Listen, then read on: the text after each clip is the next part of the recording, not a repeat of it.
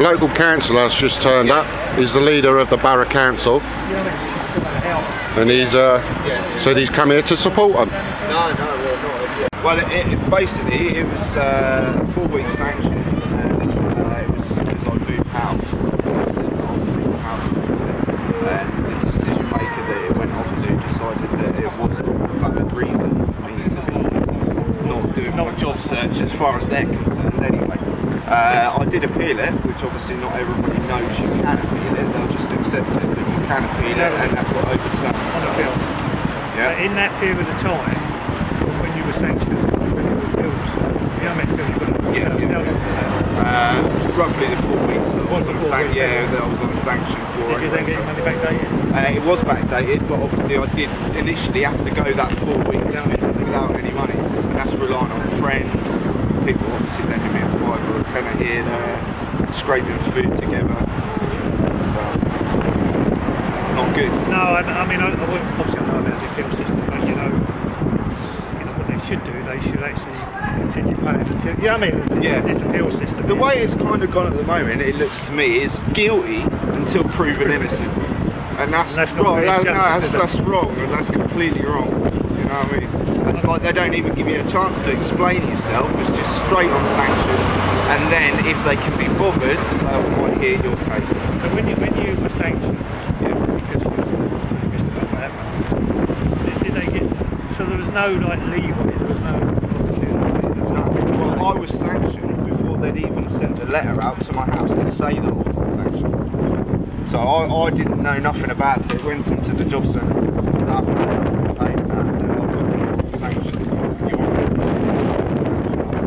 I've received no letter to say that I was on sanction. I've received nothing from you. You haven't phoned me. You haven't said what's going on with this, that. So you Coming in here before you got the letter. Yeah, that's right.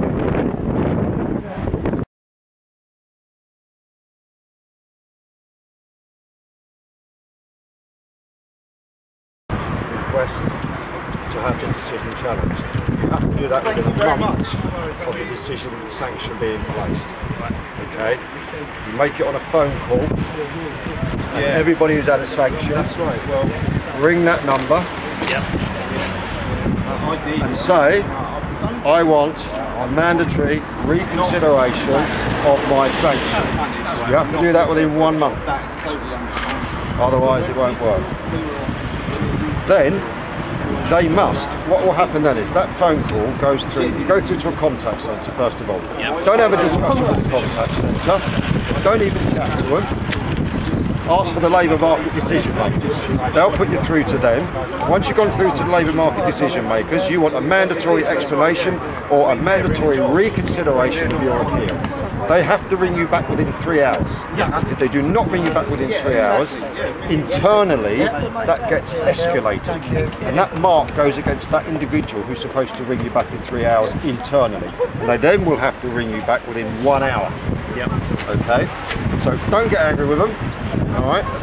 That's the way it goes on the system. It can take up to 4 hours to get back to you. But you must get your mandatory reconsideration in within 1 month of the decision being made. Okay?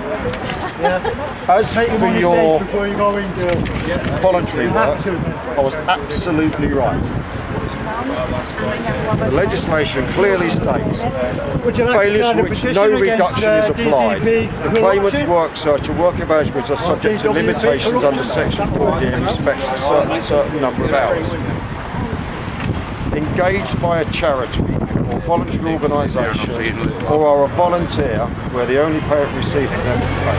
So as a volunteer in a voluntary organisation, a person, circumstance in which requirements must not You have to sign a petition, that's against this lot. Right. Not should not. That's alright. Must not. I understand. So it's the government's own legislation where they cannot impose these. Alright, they cannot do it. So you're safe on that on the voluntary stuff. So first of all, we're going with a mandatory reconsideration on that number. Alright. Then they've got 3 hours to ring you back. When was the sanction introduced? 2 weeks. Right, you've got to get it in. Right? You've only got a month to get it in. Now, you know the number. Right, it's just a contact centre. So I just take Yeah, You, that's yeah, Rather you than can just like ring right from in on. here. Ring from in here. Don't use your credit. Nice to know that somebody who's been sanctioned understands. There's not many that do. No, there are. Yeah. Got to sign a petition, mate? Already done it, mate. All right, cheers. Nice one. Yeah, thank you. All right, got it? Got to sign a petition, mate? Against their corruption. I am now going to go to the Mercury with that. I Sanction. took it in there. I met a really nice chap who's explained to me the They're whole unfair. system. I said, give us the validity of Sanctions that. are Do you reckon unfair. anything like that? Where's that? He had a look at it. I said, well, can you Well, tell me think if it's about a it. What happens if you get proper sanctioned? document? He says, the only You don't reason get it no makes it money. a proper You don't document get no money. is it's an internal email. Yeah, that's what I said. Hello, I'm Councillor Myers. I've come down here today to get clarification on how sanctions are being imposed on people who are not fulfilling their job seekers agreement. I've been looking at the legislation, supporting one of my constituents that come up, and clearly there are issues here where sanctions are being imposed willy-nilly without any due regard of the effects on the people making that claim. In so many cases there is injustification, there's no justification for sanctions of people trying to fulfil a work job agreement. It is the amount of work job agreement that is onerous on those claiming the benefit. And I'm Councillor Myers, UKIP. Thanks very much, mate. You're welcome. Cheers, mate. Thank you. Thank you.